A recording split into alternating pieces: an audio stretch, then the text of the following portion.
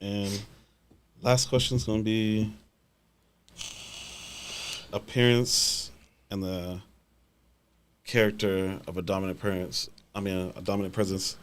Like, why should the next young man or man, period, pick up the book and make sure that they understand like the meaning of masculine presence? Like why is that like through your book? Why should they? Because they're going to have a fulfilled life. They're going to meet their nature's demand of being a masculine man. It's at their core. You've been told that, well, maybe you're not a man, maybe you're a woman. You were born with this equipment. You were born with the right hormones. You're under environmental assault. But to be a man is to be fulfilled. My ancestors, they were pretty damn masculine. They got in 50-foot boats and went on 40-foot wave seas, you know? Yeah. Why? Because there's a chance for them to be free and to find poon when they landed. you know? Yeah. They were hardcore. And that built a huge empire and a civilization that's lasted. And it provided all the comforts we have today. Yes. Was it brutal? Yes. Was there actually good things about it? Love, peace, family? Yes, they were strong family. You know, was it so much that they would rape their slaves and do all that stuff? Some of that occurred, but guess what? They would kill a man for raping a woman then. Mm-hmm. And oftentimes without even a trial. Mm-hmm. So it wasn't what everybody thinks. And there was a lot of good, but then there was also plenty of bad, just like us today. Mm-hmm. But they were masculine. And that did a lot for us. Did it cause wars? Sure. Men are going to compete. They're going to compete in every arena. I think the more masculine we are today, actually the less conflict we're going to have. Okay. I really do. Because when you don't have a solid masculine presence about you, you become desperate to compete, to get up on that hierarchy. Mm-hmm. And in order to prove that, you're going to even become violent. The most dominant masculine presence men that I know are not. Why? Because they're successful and they can exercise power, which I said was influence. Every young man that wants this book wants to exercise some sort of influence socially. Mm-hmm. Even if they play video games on Twitch, what are they doing that for? To exercise some power or some influence socially and get some, I call it validation. Let's talk about validation for a minute, because I don't want to get out of here without talking about validation. That's a big part of the book. People need validation. Mm-hmm. There's two forms. Yeah. I talk about two forms. And let's break it down and make it simple. This, if nothing else, this is why you should buy the book, is to learn how to self-validate. Okay, self-validate. There's external validation. Mm-hmm. Let me use an example. We all know what a battery is. It holds a little electrical charge. This is, let's say that's an external validation that I can get, makes me feel good. I use the charge and now I can't recharge the battery. I got to go get another one, right? That's a lot like Instagram models. Yeah. I got my likes. Yeah. Woo. Yeah. Oh, my likes are down. Where am I gonna get my next? Let me post I need my next else. likes. Let me turn around and take a picture. Yep. Oh, I got more likes. This is external validation. This is really critical to females, but it is to males too. Yeah, I see it. There's a problem with it though. While it generates temporary happiness, there's really no fulfillment in external validation. It's nice to have. It makes you feel good, like you've done something good, but it's hollow and it's fleeting. This is why long-term relationships also have problems, because they're always looking to the other for external validation, and it can't be sustained that way. Because you're always searching. And that's for why it, you see middle-aged women it. saying, "He did not make me happy. I had to leave." Yeah. It never.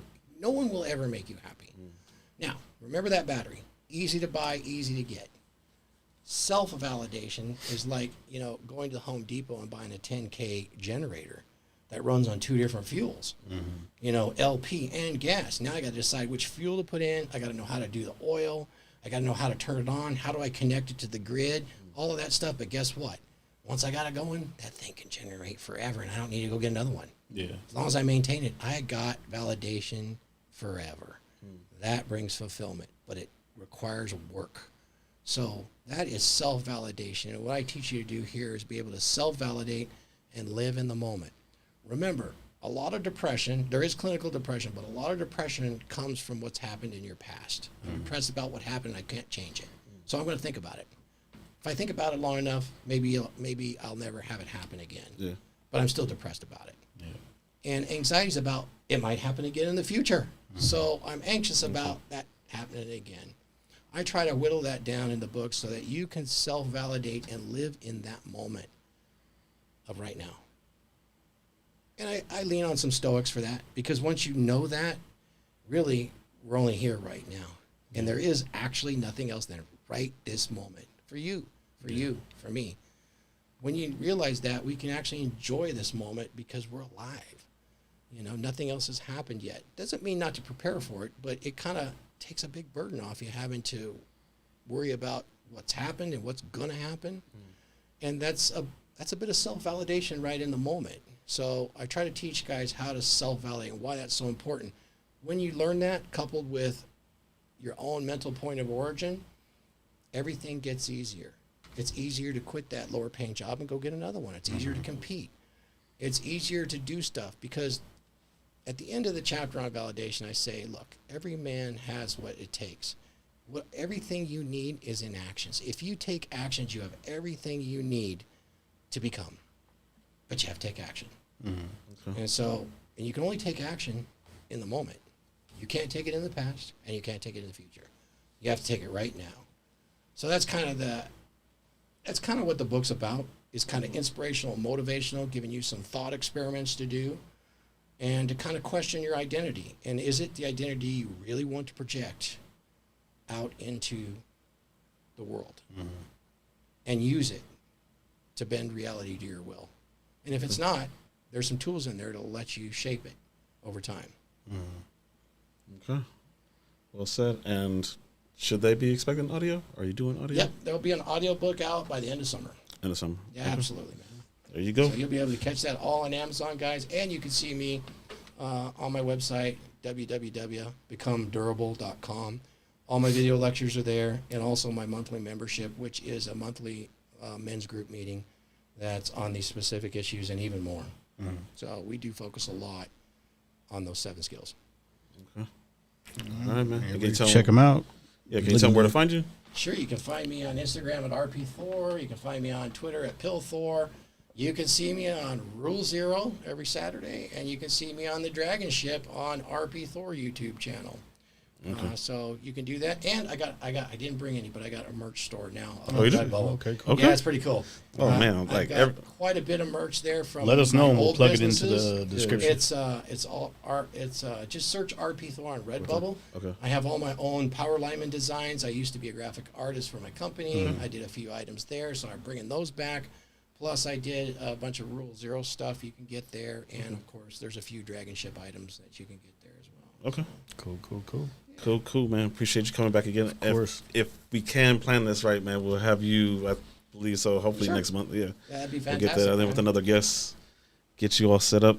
You good show. Have you ever been on a panel with ladies before? Oh, sure. Yeah, okay. Yeah, I was on Fresh and Fit, and then Oh, I was okay. on one with Sterling Cooper and Janelle. And some. Oh, you were? Okay. Perfect. No, Perfect. that's Yeah, It'll work out good. Yeah, we're going to do it. I'm not too confrontational. I'm more of a finesse guy, to be honest with you. Yeah. It's not worth it to me. Yeah. I don't have anything. I don't have a dog in the hunt. Yeah, I already got what I got, and I'm good.